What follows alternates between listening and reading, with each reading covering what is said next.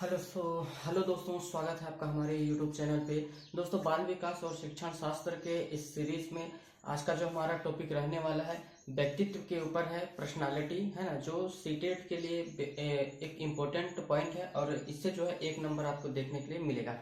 हम इस पे व्यक्तित्व टॉपिक पर ऐसे मुद्दों पर बात करेंगे और ऐसे टॉपिकों को कवर करेंगे जो डायरेक्ट इनसे जो है प्रश्न पूछा जाता है। ठीक है, तो आप अगर सीटेट की तैयारी कर रहे हैं या सीजीटेट की तैयारी कर रहे हैं, एमपीटेट या फिर किसी भी स्टेट के शिक्षक भर्ती का एग्जाम की अगर तैयारी कर रहे हैं, तो ये जो हमारा क्लास आपके लिए बेहद इंपॉर्टेंट हो सकता है। ठीक है, जो सीटेट जुलाई 2025 में होने वाला है, उसके लिए भी जो हमारा सीरीज है बेहद इंपॉर्टेंट हो सकता है। आपको इस टॉपिक में जितना भी मैं कवर कराने का प्रयास करूंगा, आपको इससे अंदर ही सारी चीजें देखने के लिए मिलेगा। ठीक है, अगर बाल विकास की अगर आप तैयारी कर रहे हैं तो ये जो वीडियो है आपके लिए बेहद इंपॉर्टेंट हो सकता है। तो चलिए वीडियो को स्टार्ट करते हैं और टॉपिक पर आते हैं और व्यक्तित्व के इस क्लास को हम क्लास बाय क्लास है ना समझने का प्रयास करते हैं। ठीक है, यहाँ पर आप देख पाएंगे तो जो है अगर आप सीटेट की अगर तैयारी कर रहे हैं, सीटेट जुलाई 2025 का और है ना, बाल विकास एवं शिक्षण शास्त्र जो हमारा सीरीज है ये आपके लिए इंपॉर्टेंट हो सकता है।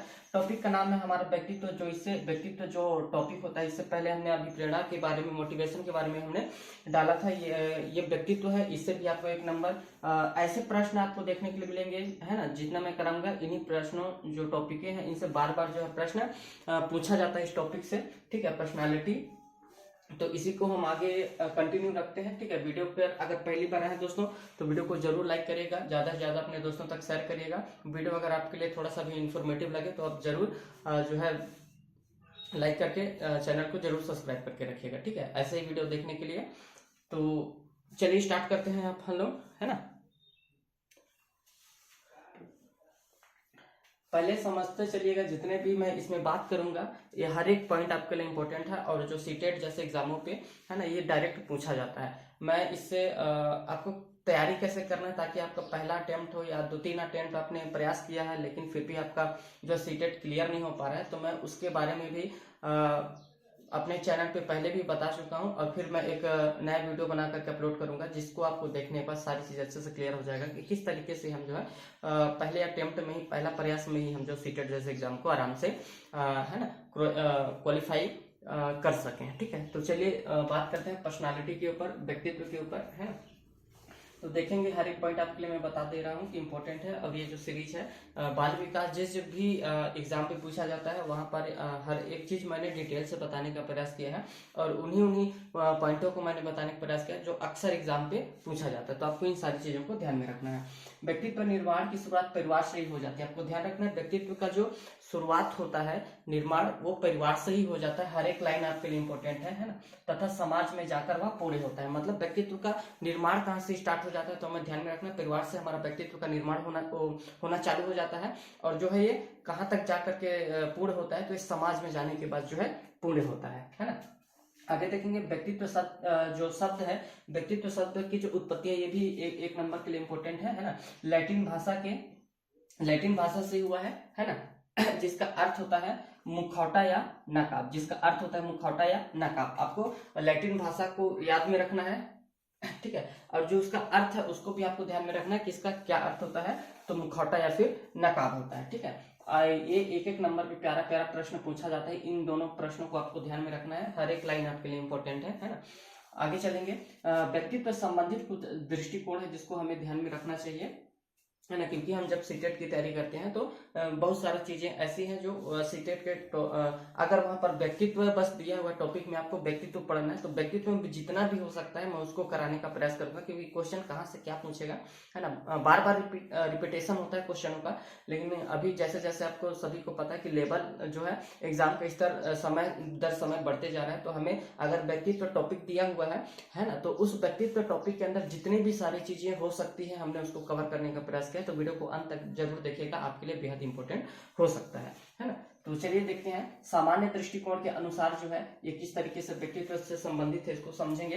तो जो व्यक्ति रूप, रंग, भाषा तथा वेशभूषा की दृष्टि से जितना ज्यादा अधिक प्रभावित करता है वह उतना ही अच्छा व्यक्तित्व माना जाता है। मतलब सामान्य दृष्टिकोण से हम क्या देखते हैं कि जो व्यक्ति का रंग है, रूप है, पहनावा और हवा है ना, उसका वेशभूषा है, हम उसको देख करके जितना अच्छा वो रहता है उसका जो प्रभाव होता है उस व्यक्ति का उतना ही अधिक होता है और उसे उतना ही अच्छा व्यक्तित्व वाला माना जाता है। अगर आपके सामने कोई व्यक्ति मतलब अच्छे से सूट बूट एकदम तैयार होकर के अगर पर्सनालिटी के साथ बढ़िया से अगर है तो आपको देख करके ही लगेगा कि इसका पर्सनालिटी जो है अच्छा है ना। तो यही चीज कहना चाह रहा है कि सामान्य दृष्टिकोण के अनुसार जो है किस तरीके से व्यक्तित्व का माना जाता है। ठीक है, आगे देखेंगे दार्शनिक दृष्टिकोण के अनुसार क्या हो सकता है। तो जो व्यक्ति संपूर्णता का आदर्श है ना, संपूर्णता का आदर्श है वह उतना ही अच्छा जो है व्यक्तित्व वाला व्यक्ति माना जाता है। ठीक है, आपको इन लाइनों को याद में रखना है, इंपॉर्टेंट है। ठीक है दोस्तों, आगे चलते हैं। आगे हम देखेंगे तो समाज शास्त्रीय दृष्टिकोण के अनुसार जो है व्यक्तित्व किस तरीके से होता है उसको समझेंगे। तो व्यक्तित्व उन गुणों का संगठन है जो समाज में उनका स्थान निर्धारित करते हैं। मतलब व्यक्तित्व उन गुणों का संगठन है जो समाज में उसका क्या एक स्थान निर्धारित करता है कि यहाँ पे एक पहचान प्रतिपादित करता है ना। तो समाज दृष्टिकोण के अनुसार जो व्यक्तित्व उस सामाजिक गुणों के संगठन हम कह सकते हैं, है ना, जिसके अंदर में ये सारी चीजें डेवलप होता है। ठीक है, आगे देखेंगे तो मनोविश्लेषणात्मक दृष्टिकोण के अनुसार व्यक्तित्व कैसा होगा। तो जो व्यक्ति इड, ईगो और सुपर ईगो का समन्वय रखता होगा, है ना। तीनों का इसको मैं आगे बताऊंगा कि क्या इड, ईगो और सुपर ईगो क्या होता है। इन नामों को आपको याद रखना है, तीनों नाम इंपॉर्टेंट है ना। वह उतना ही अच्छा क्या होता है व्यक्तित्व वाला व्यक्ति माना जाता है। ठीक है, आगे देखेंगे मनोवैज्ञानिक दृष्टिकोण के अनुसार जो है अच्छा व्यक्तित्व वाला हम किसे मानेंगे। तो व्यक्तित्व वंशानुक्रम तथा वातावरण का गुणनफल होता है। वुडवर्थ ने क्या कहा है, हेरिडिटी और इन्वायरमेंट जो है परस्पर क्या होते हैं, इसका गुणनफल होता है। आपको ये चीज कथन को याद रखना है। ठीक है, आगे देखेंगे कुछ परिभाषाएं हैं जो इंपॉर्टेंट है ना व्यक्तित्व को लेकर के। तो ऐसे परिभाषा है जो अक्सर एग्जामों में पूछा जाता है, इन चीजों को आपको ध्यान में रखना है। ठीक है, तो पहला देख लेते हैं आलपोर्ट के अनुसार जो है इन्होंने क्या कहा व्यक्तित्व को लेकर के। व्यक्तित्व उन मनोदैहिक गुणों का वह गत्यात्मक संगठन है जो वातावरण के साथ अपूर्व समायोजन निर्धारित करता है। हर एक जो है परिभाषा महत्वपूर्ण है, इसको आपको ध्यान में रखना है। ठीक है ना।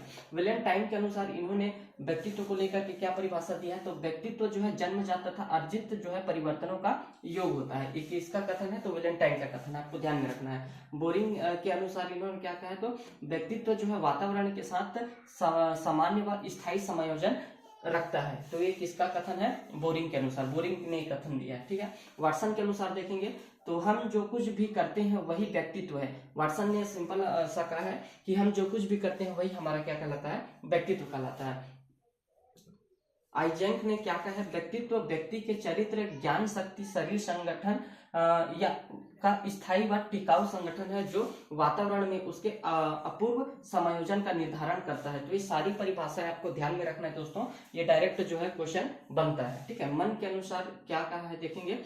तो व्यक्तित्व व्यक्ति के व्यवहार, तरीके और रुचियों तथा योग्यताओं का विशिष्ट संगठन होता है। तो ये महत्वपूर्ण कुछ परिभाषा है जिसको आपको ध्यान में रखना है, जो डायरेक्ट क्वेश्चन बना हुआ है। ठीक है, आगे और देखेंगे तो व्यक्तित्व की जो है विशेषता, ये भी इंपॉर्टेंट है, आपको इसको ध्यान में रखना है। ये डायरेक्ट पूछा जाता है कि व्यक्तित्व की विशेषता कौन कौन सी है या कौन सी नहीं है। एक ऑप्शन जो उसमें दिया रहेगा वो हमारा सही रहता है। तो आपको इन विशेषताओं को ध्यान में रखना है कि एक अच्छे व्यक्तित्व की क्या क्या विशेषताएं हो सकती हैं। तो उसमें आत्मचेतना देखने के लिए मिलेगा, है ना। व्यक्तित्व जो अच्छा व्यक्तित्व की विशेषताएं हैं, सामाजिकता उसमें देखने के लिए मिलेगी, गत्यात्मकता या फिर गतिशीलता उसमें देखने के लिए मिलेगी, उत्तम शारीरिक व मानसिक स्वास्थ्य देखने के लिए मिलेगा, उत्तम समायोजन की शक्ति उसके अंदर विकसित होगा, विकास की निरंतरता उसके अंदर देखने के लिए मिलेगा, महत्वाकांक्षी जो है उसके अंदर देखने के लिए मिलेगा, और दृढ़ इच्छा शक्ति। ये सभी चीजें क्या है, एक अच्छे व्यक्तित्व की प्रमुख जो है विशेषताएं हैं जो आपको ध्यान में रखना है। इन सारी विशेषताओं को, है ना, ये डायरेक्ट पूछा जाता है एग्जामों पे, तो आपको इन चीजों को ध्यान में रखना है। ठीक है, आगे देखेंगे व्यक्तित्व के प्रकार को देखेंगे। व्यक्तित्व के प्रकार किस तरीके से कौन कौन से हैं जो हमें ध्यान में रखने हैं व्यक्तित्व के टॉपिक में। क्योंकि अगर व्यक्तित्व टॉपिक दिया है तो हम कोशिश करेंगे कि उस टॉपिक में जितने भी पॉइंट बनते हैं, जिन जिन चीजों से प्रश्न पूछा जाता है, उन सभी प्रश्नों को हम कवर करने का प्रयास करेंगे। ये जो पॉइंट है इन्हीं से डायरेक्ट जो है दोस्तों क्वेश्चन देखने के लिए मिलता है ना। तो व्यक्तित्व के प्रकार देखेंगे तो भारतीय वैदिक दृष्टिकोण के अनुसार अगर हम देखेंगे व्यक्तित्व को, तो व्यक्तित्व जो है 3 प्रकार का होता है, आपको ध्यान में रखना है। 3 प्रकार का है। पहला सत, रज और तम। ठीक है, ये भारतीय वैदिक के दृष्टिकोण के हिसाब से दिया गया है, सत, रज और रम, रज, सत्य, रज और तम दिया हुआ, ठीक है। तो इन तीनों नामों को आपको ध्यान में रखना है। और शारीरिक दृष्टिकोण के अनुसार जो है क्रेसमर व सैंडल ने बताए हैं, है ना। तो इसका प्रकार इन्होंने दिया है, तो देखेंगे पहले इसके अनुसार, किसके अनुसार है, क्रेसमर के अनुसार इन्होंने 4 प्रकार बताए हैं व्यक्तित्व के, है ना, आपको ध्यान में रखना है। इन्होंने 4 जो है व्यक्तित्व के प्रकार बताए हैं 1925 में, ठीक है, 1925 में इन्होंने बताया था। तो देखेंगे पहला सुडॉलकाय, ठीक है। अगला देखेंगे लंबकाय, गोलाकाय, ठीक है, और विशालकाय। इसी का जो अलग नाम है क्रिसकाय, और इसी का साइक्लोआइड, ठीक है।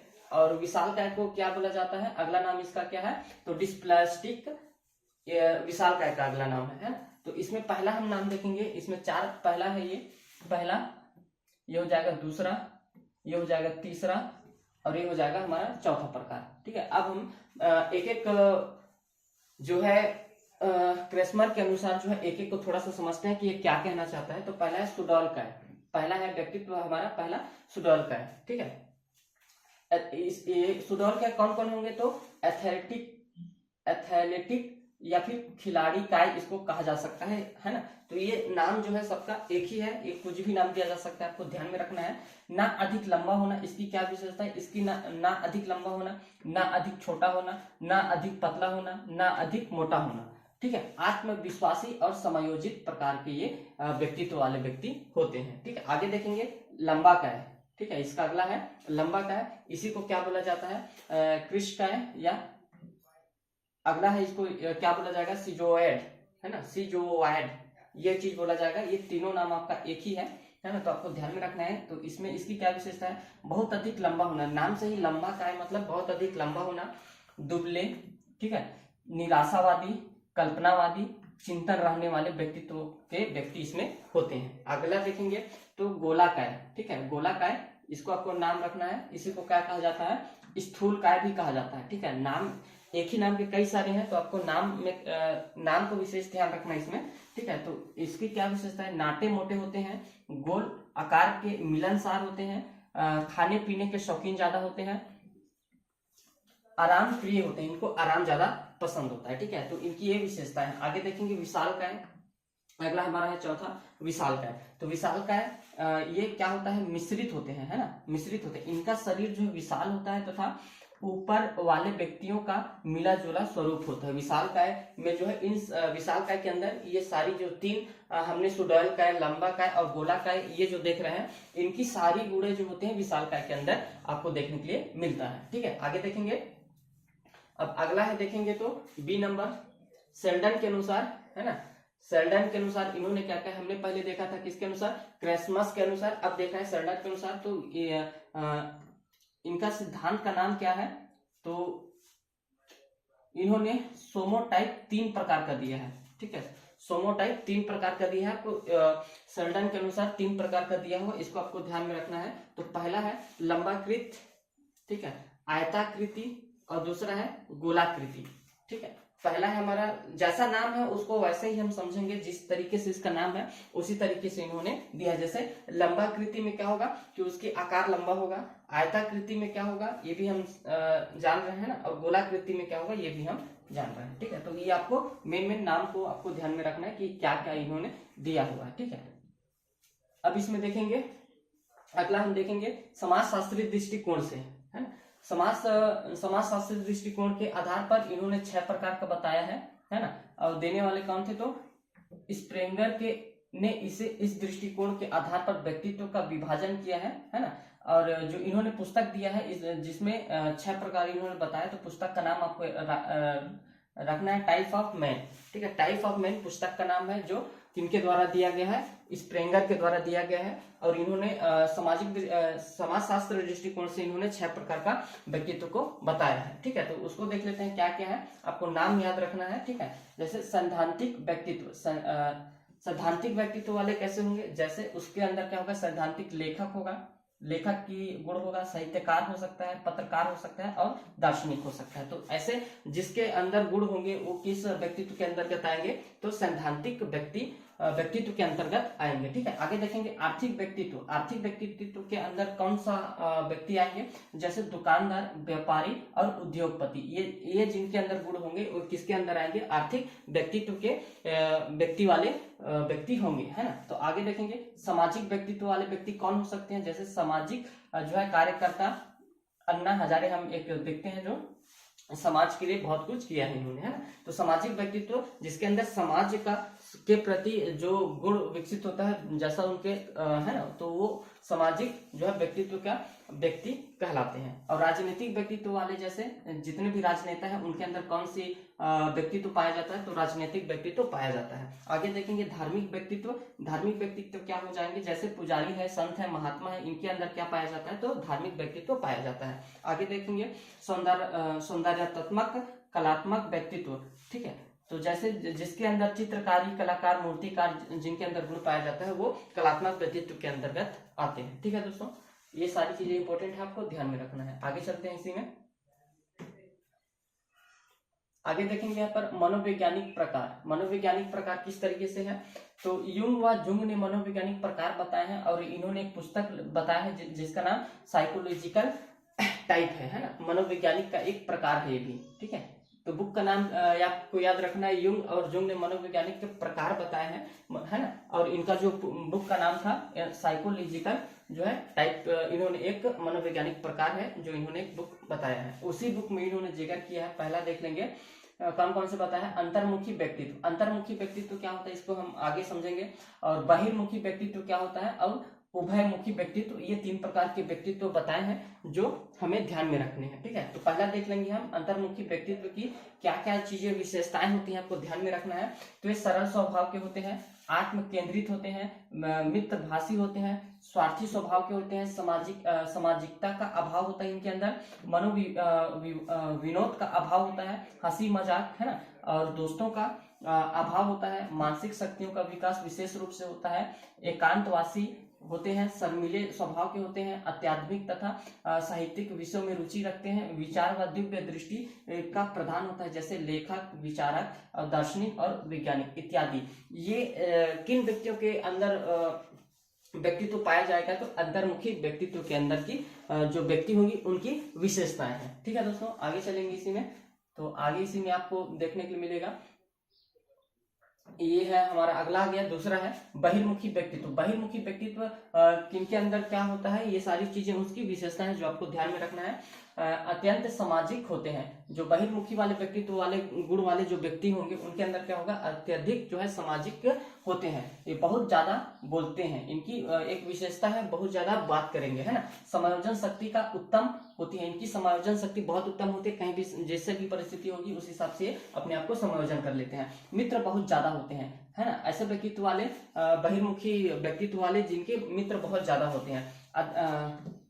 अध्ययन से सामान्य होते हैं। ठीक है, और नेतृत्व का गुण भी पाया जाना। ठीक है, मनोविनोदी होते हैं, साहसी स्वभाव के भी होते हैं, और धैर्यवान, परिस्थिति के अनुसार अनुकूल व्यवहार कर लेते हैं, स्पष्टवादी होते हैं, जैसे राजनेता और शिक्षक। ये किसकी विशेषता है, तो बहिर्मुखी व्यक्तित्व वाले व्यक्तियों के विशेषता है जो आपको ध्यान में रखना है। ठीक है, आगे चलेंगे। सब चीज एक एक लाइन आपके लिए महत्वपूर्ण है दोस्तों, हर एक टॉपिक, क्योंकि व्यक्तित्व से टॉपिक अगर बनता है तो मैं कोशिश कर रहा हूँ कि इसमें जितने भी पॉइंट है और जहां जहां से क्वेश्चन जो है पूछा जा सकता है उन सभी चीजों को कवर करने का प्रयास करेंगे, है ना, ताकि आपका जो है कहीं से भी कुछ भी मिस ना हो। आगे देखेंगे हमारा तीसरे नंबर का है उभयमुखी व्यक्तित्व। उभयमुखी व्यक्तित्व तीसरा है हमारा। उभयमुखी व्यक्तित्व की क्या क्या विशेषताएं होती है उसको हम देख लेते हैं। तो उभय नाम से ही उभयमुखी व्यक्तित्व, तो इसमें अंतर्मुखी व बहिर्मुखी व्यक्तित्व का ये मिश्रण होता है। जो व्यक्तित्व वाले जो व्यक्ति होते हैं उनका ये मिश्रण होता है, जो अंतर्मुखी और बहिर्मुखी व्यक्तित्व वाले जितने व्यक्ति होते हैं उन दोनों का ये मिक्सर होता है ना, मिश्रण होता है। तो आपको ध्यान में रखना है 400 ईसा पूर्व सबसे पहले व्यक्तित्व का वर्गीकरण करने वाले विद्वान कौन हुए थे, तो आपको ये इंपॉर्टेंट है, आपको ध्यान में रखना है 400 ईसा पूर्व सबसे पहले व्यक्तित्व का वर्गीकरण करने वाले वैज्ञानिक का नाम क्या है, तो हिपोक्रेटस है। हिपोक्रेटस आपको ध्यान में रखना है। हिपोक्रेटस एक नाम के जो वैज्ञानिक थे, इन्होंने ही जो है सबसे पहले जो है व्यक्तित्व को वर्गीकरण किया था। इंपॉर्टेंट है, याद रखिएगा इसको, है ना। हिपोक्रेटस का वर्गीकरण आपको ध्यान में रखना है। इन्होंने दिया है क्या, कफ, ठीक है, पहला देख लेते हैं कफ। तो इसमें मंद व निष्क्रिय व्यक्तित्व वाले जो लोग होंगे उनका है ना। पीला पित्त, पीला पित्त जो है क्रोधित व स्वभाव वाले व्यक्ति जो होते हैं उसके अंदर ये व्यक्तित्व पाया जाएगा। काला पित्त, काला पित्त क्या हो जाएगा, उदासीन और निराशवादी व्यक्तित्व, उदासीन निराशवादी व्यक्ति के अंदर ये व्यक्तित्व पाया जाता है। रक्त है तो प्रसन्नचित्त रहने वाला, आशावादी, जिसके अंदर ये गुण पाए जाएंगे उसके अंदर ये व्यक्तित्व होता है। ठीक है, आगे चलेंगे, इसी में स्क्रीनशॉट आप लेते चलिएगा, हर एक लाइन इंपॉर्टेंट है आपके लिए। ठीक है, अब इसी में और समझते हैं आइजैक का वर्गीकरण। आइजैक का वर्गीकरण देख लेते हैं, ये भी इंपॉर्टेंट है ना। तो इन्होंने क्या क्या बांटा है, तो बहिर्मुखी, अंतर्मुखी, साइकोटिज्म और न्यूरोटिज्म। ठीक है, ये 4 नाम है जो आइजैक का वर्गीकरण है, ये चीजें आपको ध्यान में रखना है। ठीक है, नोट यहाँ पर ये इंपॉर्टेंट है, देख लीजिएगा। बुद्धि के आधार पर व्यक्तित्व का विभाजन करने वाला विद्वान कौन था, है ना। बुद्धि के आधार पर व्यक्तित्व का विभाजन करने वाला जो है मनोवैज्ञानिक कौन थे, विद्वान कौन थे, तो टर्मन है, 1 नंबर में इंपॉर्टेंट है, ये ध्यान में रखना है, बहुत ही ये पूछा गया है कई बार। और कल्पना शक्ति के आधार पर थंडाइक ने इसको बांटा है, थंडाइक ने दिया है जो कल्पना शक्ति के आधार पर जो व्यक्तित्व को किसने बांटा है, तो थंडाइक ने इसके बारे में कहा है। आधुनिक दृष्टिकोण के अनुसार व्यक्तित्व के प्रकार जो है तो भावुक, कर्मशील और विचारशील, ये 3 नाम है जो आधुनिक दृष्टिकोण के अनुसार व्यक्तित्व के प्रकार हैं। किसके द्वारा दिया गया, तो आइजैक का वर्गीकरण है ये। ठीक है ना, तो इन चीजों को आपको ध्यान में रखना है।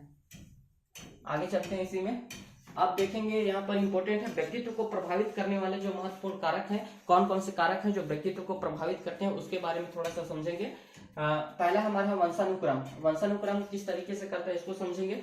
तो सबसे पहले प्रभावित करने वाला कारक जो होता है यही है, वंशानुक्रम ही है जो व्यक्तित्व को सबसे ज्यादा प्रभावित करने वाला कारक माना गया, आपको ध्यान में रखना है। फ्रांसी गाल्टन ने व्यक्तित्व निर्माण में वंशानुक्रम को सबसे महत्वपूर्ण माना है, तो आपको ध्यान में रखना है। फ्रांसी गाल्टन जो है मनोवैज्ञानिक है, इन्होंने व्यक्तित्व निर्माण में वंशानुक्रम को बहुत ही ज्यादा महत्वपूर्ण बताया है। अगला देखेंगे हमारा वातावरण। वातावरण भी व्यक्तित्व को प्रभावित करने का महत्वपूर्ण कारक है, तो देख लेते हैं भौतिक वातावरण किस तरीके से करेगा, जलवायु का प्रभाव इसमें पड़ेगा। सामाजिक वातावरण, परिवार, पड़ोसी, है ना, साहित्य, विद्यालय, आसपास पड़ोसी, दोस्त यार, ये सारा चीज जो है इसको प्रभावित करता है। सांस्कृतिक वातावरण ये किस तरीके से प्रभावित करेगा, तो रीति रिवाज, परंपरा, वेशभूषा और रहन सहन, इन सारी चीजों को ये प्रभावित करता है। आगे देखेंगे अंतःस्रावी ग्रंथियां किस तरीके से प्रभावित करता है, तो जैसे पीयूष ग्रंथि के काम कम सक्रिय होने पर व्यक्ति बौना हो जाता है, ये आपको ध्यान में रखना है कि किस ग्रंथि के कम होने पर व्यक्ति बौना हो जाता है। तो ये 1 नंबर का क्वेश्चन आता है कि पीयूष ग्रंथि एक ऐसा ग्रंथि है जिसके अगर वो अच्छे से काम न करे तो व्यक्ति बौना हो जाता है, तथा ज्यादा होने पर ये अत्यधिक लंबा हो जाता है, 1 नंबर का क्वेश्चन है ना। आगे देखेंगे शारीरिक रचना व स्वास्थ्य। तो सुंदर व स्वस्थ व्यक्ति में आत्मविश्वास अधिक पाया जाता है। और स्नायु मंडल क्या है, तो मानसिक विकार को जो है विकास को जो है प्रभावित करता है, मानसिक विकास को प्रभावित करता है स्नायु मंडल। ठीक है, ध्यान में रखना है। अमूल प्रवृत्तियों का भी प्रेरक, ये भी क्या है, उसको प्रभावित करता है। अगला देखेंगे मनोवैज्ञानिक कारक, है ना। मनोवैज्ञानिक कारक क्या है, तो मनोवैज्ञानिक कारक में क्या क्या आता है, बुद्धि आता है, रुचि, आदत, आकांक्षा स्तर, है ना, इत्यादि कारक जो है मनोवैज्ञानिक कारक के अंतर्गत आते हैं। ठीक है दोस्तों, आगे चलेंगे, इसमें स्क्रीनशॉट आप लेते चलिएगा, बेहद इंपॉर्टेंट है ये, है ना। और व्यक्तित्व के कुछ सिद्धांत देख लेते हैं जो इंपॉर्टेंट है व्यक्तित्व टॉपिक के लिए, है ना। कौन कौन से सिद्धांत है, क्या क्या इसमें कहा गया है, ये मतलब एकदम डिटेल में जो चीजें एकदम डायरेक्ट क्वेश्चन पूछा जाता है मैंने उन्हीं को इंक्लूड किया है कि इन सिद्धांतों में आपको किन किन बातों को ध्यान में रखना है। ठीक है, आगे देखेंगे तो व्यक्तित्व के सिद्धांत में मनोविश्लेषणात्मक जो सिद्धांत है, मनोविश्लेषणात्मक जो सिद्धांत है इसको देने वाले कौन थे, तो प्रतिपादक हैं इसके कौन, सिगमंड फ्राइड, ये आपको पूछा जा सकता है ना। इन्होंने पहला दिया हुआ है मनोविश्लेषण सिद्धांत में सिगमंड फ्राइड ने पहला दिया है आकारात्मक मॉडल में पहला है चेतन मन। ठीक है, इसमें देखेंगे चेतन मन जो 1 का 10वां भाग होता है इसमें, है ना। इसका संबंध वर्तमान तथा वास्तविकता से होता है। बर्फ से तैरते हुए टुकड़े के ऊपरी हिस्से से चेतन मन की तुलना की गई है। तो आप याद में रखना, बर्फ से तैरते हुए टुकड़े के ऊपरी हिस्से का किससे तुलना की गई है, तो चेतन मन से तुलना की गई है, 1 नंबर का इंपॉर्टेंट है, ये पूछा भी किया है ना। आगे देखेंगे तो अर्धचेतन मन। ठीक है, ये चेतन मन, अर्धचेतन मन और अचेतन मन, ये भी इंपॉर्टेंट है, तीनों आपको ध्यान में रखना है। या फिर इसी को अवचेतन मन कहा जाता है, अवचेतन मन या फिर अर्ध चेतन मन, ठीक है। तो ना चेतन व ना अचेतन का, है ना चेतन होता है ना ही अचेतन होता है। जैसे ही किसी को कोई वस्तु देखकर भूल जाना, मतलब अर्ध चेतन में हमें ज्यादा याद नहीं रहता, जैसे हमने कुछ देर पहले देखा और हम उसे भूल जाते हैं, याद नहीं रहता है। ना तो चेतन होता है ना ही अचेतन होता है, वही हमारा अर्ध चेतन मन कहलाता है, ठीक है। और अचेतन मन देख लेते हैं। ये दिमाग का 9/10वां भाग होता है, जो सबसे व्यापक मन माना जाता है। इसी को सबसे व्यापक रूप से मन को माना गया है। दमित इच्छाओं का भंडार इसी में पाया जाता है। जो भी इच्छाएं होती हैं, उन इच्छाओं को अगर हम पूरा नहीं करते हैं तो वो हमारे अचेतन मन में चला जाता है। सर्वाधिक प्रभावित करने वाला मन अचेतन मन ही है। स्वप्न अवस्था से इसका संबंध होता है। जो इंसान कल्पना में ये सारी चीज जो करता है, बीता हुआ जैसे अगर कोई दुख दर्द है तो उसे हम दमन कर देते हैं, भूल जाते हैं, तो ये हमारा अचेतन मन में, हम अगर हमारी कोई ख्वाहिश हम उससे पूरा नहीं होता है तो हम उसे अचेतन मन में दबा देते हैं, ठीक है। तो ये चीजें हैं जो आपको ध्यान में रखना है। चेतन मन, अर्ध चेतन मन या अवचेतन मन भी इसे कहा जाता है, और अचेतन मन, ठीक है। 3 मन है जो आपको ध्यान में रखना है। आगे देखेंगे, दूसरा क्या है हमारा, गत्यात्मक या रचनात्मक मॉडल, ठीक है। तो इसमें पहला आता है इड, है ना, इदम या उपहा, है ना। ये पशुवत होता है, पशुत्व होता है ना, पशुवत होता है। कहने का मतलब इसका ईदम क्या है, पशु के समान होता है। ईदम जो है एक पशुवत होता है, पशुवत तो जैसे आचरण इसमें बताया गया है। देखेंगे पहला, यह अचेतन मन का स्वामी होता है। यह अचेतन मन का स्वामी होता है। इसका संबंध दमित इच्छाएं या सुखवादी इच्छाओं से होता है। मतलब अचेतन मन, हमारी अगर इच्छा पूरी हो गई या फिर इच्छा पूरी नहीं हुई, तो हम अगर इच्छा पूरी नहीं होती तो हम उसे अपने अचेतन मन में दबा करके रखते हैं, और इसी के ये किससे संबंधित होता है, तो अचेतन मन से ही ये होता है। ईड जो होता है अचेतन मन का स्वामी होता है। यह सबसे पहले विकसित होता है, खाओ पियो और मौज करो। इसमें क्या कहता है इसका, कि खाओ पियो और मौज करो, भविष्य की चिंता इसमें नहीं रहता है, ठीक है। तो ईड हमारा क्या कहता है, पशुवत होता है, ठीक है। आपको ध्यान में रखना है ईड, ठीक है। आगे ध्यान चलते हैं इसी में। अब आएगा ईगो क्या है, ईगो को समझेंगे। ईगो क्या है, अहम, ठीक है। ईगो को क्या बोलते हैं, अहम। तो मानवत्व का यह चेतन मन का स्वामी होता है। जो हमने ईड देखा है ना, तो वो क्या था, पशुवत होता है, पशु के जैसा खाओ पियो मौज करो वाला स्थिति होता है ना। और वो अचेतन मन से रिलेट करता है ज्यादा, अचेतन मन का स्वामी होता है वो।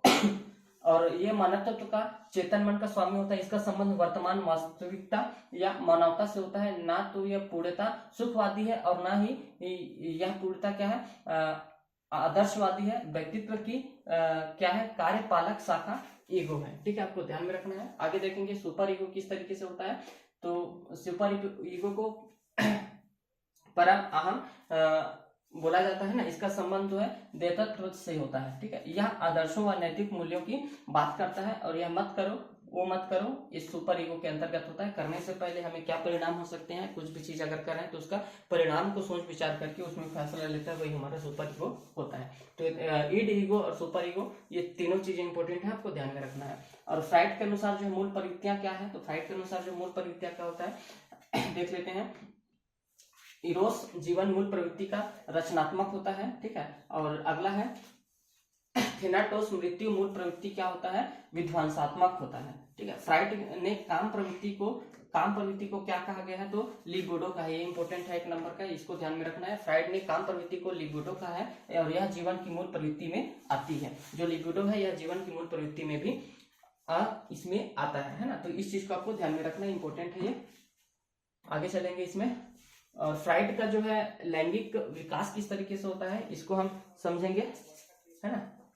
तो इन्होंने इसमें 5 अवस्थाएं बताई है ना। फ्राइड ने मनोलैंगिक विकास में 5 अवस्थाएं बताई हैं। जो 5 अवस्थाओं आपको ध्यान में रखना है, इंपॉर्टेंट है। इसमें से जो लिंग वाला, जो लिंग प्रधान अवस्था है, ये ज्यादा इंपॉर्टेंट है, इससे हमेशा प्रश्न बनता है ना।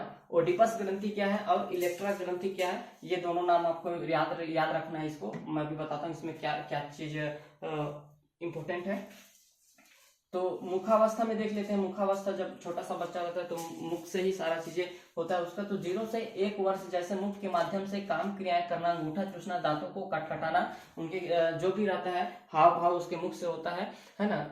अंगूठा चूसेगा, दांतों को कटकटाएगा, जितने भी उसके क्रियाएं करना होता है उसको मुख के आधार पर ही सारी क्रियाएं करना होता है, ठीक है। और गुदावस्था क्या होता है, तो 2 से 3 वर्ष में इस अवस्था में बच्चा मन मूत्र संबंधित क्रियाओं में आनंद लेता है और इसके ज्यादा या कम होने पर बालक जो है व्यक्तित्व आक्रामक या धारणात्मक व्यक्तित्व का बन जाता है, ठीक है। आगे देखेंगे लिंग प्रधान अवस्था। लिंग प्रधान अवस्था में ये चीजें इंपॉर्टेंट है। तो 4 से 5 वर्ष में जो होता है, जो पहला हमारा ग्रंथि है, आ नंबर यहाँ पे लिखा हूं मैं, है ना, पहले से हाईलाइट किया हूं, ओडिपस। ओडिपस होता है मात्र या माता वाला जो है ना, मात्र मनोग्रंथि होता है, मतलब माता से ज्यादा रिलेट करता है, माता से रिलेटेड है ये ग्रंथि, है ना। और ये जो ग्रंथि होती है लड़कों में पाई जाती है। जो ओडिपस ग्रंथि होती है ये लड़कों में ज्यादा पाई जाती है, इसीलिए जो है लड़कों अपने माँ के प्रति जो ज्यादा मतलब मात्र वाला जो प्यार होता है वो ज्यादा देखने के लिए पाया जाता है। माँ के प्रति जो है ज्यादा प्रेम या फिर लगाव होता है, ये किस ग्रंथि के कारण होता है, तो हमें याद रखना है ओडिपस ग्रंथि एक है, उस ग्रंथि के कारण ही जो है एक लड़का लड़कों में ज्यादातर पाई जाती है, और यही ग्रंथि के कारण जो है लड़के माँ के प्रति ज्यादा स्नेह रखते हैं, ठीक है। इलेक्ट्रा ग्रंथि जो होता है अगला हमारा 12 नंबर, इलेक्ट्रा ग्रंथि, ये जो है प्रीत ग्रंथि होती है ना, प्रीत ग्रंथि होती है। इलेक्ट्रा ग्रंथि आपको ध्यान में रखना है, ये पिता से संबंधित होता है। इलेक्ट्रा ग्रंथि जो है लड़कियों में सबसे ज्यादा पाई जाती है, इसीलिए जो है एक लड़की जो होता है एक पिता के प्रति ज्यादा स्नेह और प्रेम रखती है ना। तो ये पिता के प्रति ज्यादा स्नेह लड़कियों का रखना किस ग्रंथियों के कारण होता है, तो इलेक्ट्रा ग्रंथि के वजह से ही ये चीजें होता है ना। तो लिंग के प्रति जो है ईर्ष्या का भाव लिंग प्रधान अवस्था में आता है। तो ये 2 चीजें आपको ध्यान में रखना है, ओडिपस ग्रंथि और इलेक्ट्रा ग्रंथि। ओडिपस जो होता है लड़कों में ज्यादा पाया जाता है और इलेक्ट्रा ग्रंथि जो होता है लड़कियों में पाया जाता है। ओडिपस ग्रंथि के वजह से ही लड़के माँ के प्रति ज्यादा स्नेह रखते हैं, और जो है इलेक्ट्रा ग्रंथि के वजह से ही लड़कियां अपने पिता के प्रति ज्यादा स्नेह रखती हैं, ठीक है। आगे देखेंगे अव्यक्त अवस्था। तो इस अवस्था में क्या होता है, जो 6 से 12 वर्ष में इस अवस्था में बालक किसी भी प्रकार का काम व्यवहार नहीं करता है, ठीक है। आगे देखेंगे ज्ञानेंद्रिय अवस्था। तो 13 वर्ष से लगातार विषम लैंगिक प्रेम, समलैंगिक प्रेम, ये सारी चीजें जो है हमें 13 वर्ष के बाद हमें देखने के लिए मिलता है, ठीक है दोस्तों। तो ये सारी चीजें जो है आपको व्यक्तित्व वाले टॉपिक में बहुत ही इंपॉर्टेंट है ना। आपको ये सारी चीजें आपको ध्यान में रखना है। थोड़ा सा और बचा हुआ जो हम इसको देख लेते हैं, ठीक है। यहाँ पर देखेंगे तो अगला है नव मनोविश्लेषणात्मक सिद्धांत। तो इस सिद्धांत को देने वाले कौन थे, तो युंग थे, आपको ध्यान में रखना है, युंग एडलर, ठीक है। और कौन है, इराकी, हॉर्नी, फ्रॉम, इरिक्सन, सुलीवान, ठीक है। तो इनके अनुसार क्या कहा, व्यक्तित्व केवल जैविक कारकों से प्रभावित नहीं होती अपितु सामाजिक कारकों से भी प्रभावित होती है। इन्होंने व्यक्तित्व की आशावादी छवि के ऊपर भी ज्यादा बल दिया है। मनोविश्लेषणात्मक सिद्धांत, नव मनोविश्लेषणात्मक सिद्धांत का प्रतिपादन करने वाले कई सारे नाम है, जो युंग है, एटलर है, इरिक्सन है, एरिक है, फ्रोम है, इरिक्सन है ना, सुलीवान है। इनके अनुसार क्या कहा है कि व्यक्तित्व केवल जैविक कारणों से प्रभावित नहीं होता है अपितु सामाजिक कारकों से भी बहुत प्रभावित होता है, और इन्होंने व्यक्ति की आशावादी छवि के ऊपर ज्यादा बल दिया है। आगे देखेंगे तो जीवन अवधि उपागम का सिद्धांत। तो इस सिद्धांत को देने वाले कौन थे, तो एरिक इरिक्सन इस सिद्धांत को देने वाले हैं, है ना। तो एरिक इरिक्सन के अनुसार इन्होंने क्या कहा है कि व्यक्तित्व का विकास जीवन पर्यंत चलता रहता है। एरिक इरिक्सन का क्या कहना है कि जो है व्यक्तित्व का विकास जीवन पर्यंत चलता है, जिस तरीके से विकास अधिगम ये सारी चीजें चलती हैं, ठीक है। मानववादी सिद्धांत, मानवतावादी सिद्धांत को देने वाले कौन थे, प्रतिपादन करने वाले कौन थे, मैस्लो थे। इन्होंने मैस्लो के अनुसार इन्होंने क्या कहा है कि व्यक्तित्व आत्मगत अनुभूतियों से सर्वाधिक प्रभावित होता है, ठीक है। ये सारी चीजें आपको ध्यान में रखनी है। आगे देखेंगे शील गुण उपागम का सिद्धांत, इसको देने वाले कौन थे, तो ऑलपोर्ट कैटल इसके सहयोगी थे, है ना। तो कार्डिनल का वह गुण जिसमें हमारा संपूर्ण व्यक्तित्व जो है तथा प्रत्येक कार्य प्रभावित होता है, जैसे कि गांधी का सत्य का व अहिंसा का, गांधी जी का सत्य व अहिंसा। तो ये सारी चीजें गुण जो व्यक्तित्व के अंदर प्रभावित करता है। आगे देखेंगे तो केंद्रीय किस तरीके से होता है, जैसे आत्मविश्वास और सामाजिकता। गौण क्या है, तो जैसे विशेष तरीके से बैठना, खाना और बोलना। और प्रतिकारक सिद्धांत या विशेषक सिद्धांत, इसको देने वाले कौन थे, तो इसको प्रतिपादन करने वाले आपको ध्यान में रखना है, कैटल है ना, जो विशेषक सिद्धांत या प्रतिकारक सिद्धांत को दिए थे, कैटल ने दिया था। इसके अनुसार सामान्य व्यक्ति में 23 असामान्य व्यक्तियों में 12 से 16 प्रधान गुण पाए जाते हैं, इनका कहना है। ठीक है, नोट, कैटल ने व्यक्तित्व का मापन के लिए 16 कारक प्रश्नावली का निर्माण भी किया। ये इंपॉर्टेंट है, कैटल ने व्यक्तित्व मापन के लिए जो है 16 कारक प्रश्नावली का निर्माण किया है। ठीक है, आगे देखेंगे तो सामाजिक संज्ञानात्मक सिद्धांत, तो इसका प्रतिपादन कौन किया था, तो अल्बर्ट बंडूरा, वाल्टर इनके सहयोगी थे। पुस्तक सामाजिक अधिगम व व्यक्तित्व विकास के सिद्धांत के अनुसार व्यक्तित्व का निर्माण अनुकरण में सबसे ज्यादा महत्वपूर्ण होती है। तो ये सारी जो कुछ सिद्धांत हैं जो बेहद ही इंपॉर्टेंट है ना, इसके लिए व्यक्तित्व के लिए। तो जितना भी मैंने इसमें बताने का प्रयास किया है, हर एक पॉइंट आपके लिए महत्वपूर्ण है और हर एक पॉइंट आपके लिए इंपॉर्टेंट है। यहाँ से डायरेक्ट प्रश्न जो है पूछा जाता है। ठीक है ना, तो इस वीडियो में इतना ही दोस्तों। अगर वीडियो आपको अच्छा लगे तो वीडियो को जरूर लाइक करिएगा। चैनल पे पहली बार आए तो चैनल को जरूर सब्सक्राइब करके रखिएगा, है ना। अगर आप सीटेट की तैयारी कर रहे हैं, सीटेट जुलाई 2025 के, और उसमें व्यक्तित्व टॉपिक का एक महत्वपूर्ण टॉपिक है अपने आप पर, बाल विकास और शिक्षण शास्त्र ही 30 नंबर का वेटेज रखता है। तो हर एक एग्जाम के लिए, जहाँ पर टीचिंग या फिर स्टेट जैसे एग्जामों के लिए यह जो हमारा सीरीज है महत्वपूर्ण रहने वाली है। ठीक है, तो अगर वीडियो अच्छा लगा होगा तो जरूर लाइक करेगा। चैनल को मतलब चैनल पहली बार है तो सब्सक्राइब करके वीडियो को ज्यादा से ज्यादा शेयर करिएगा। इस वीडियो में इतना ही दोस्तों, फिर मिलेंगे एक नए टॉपिक के साथ। तब तक के लिए धन्यवाद।